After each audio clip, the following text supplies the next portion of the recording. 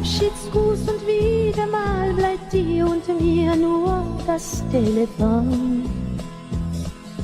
Wieder heißt es, ich bin bald zurück, doch wie es kommt, das weiß ich schon.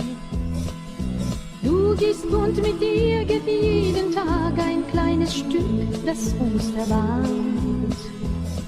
Du lebst in deiner eigenen Welt und zwischen uns wächst eine Wand.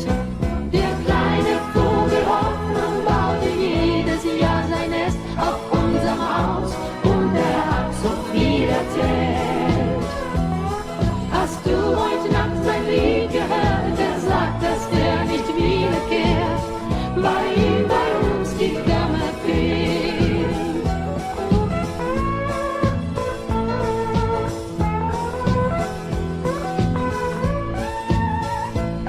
Auf Straßen ohne Ende seh ich dich in meinen Träumen, da scheinst du mir so fern zu sein.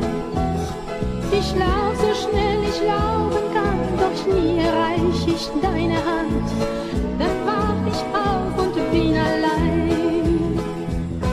Der kleine Vogel Hoffnung baute jedes Jahr sein Nest auf unserem Haus und er hat so viel erzählt.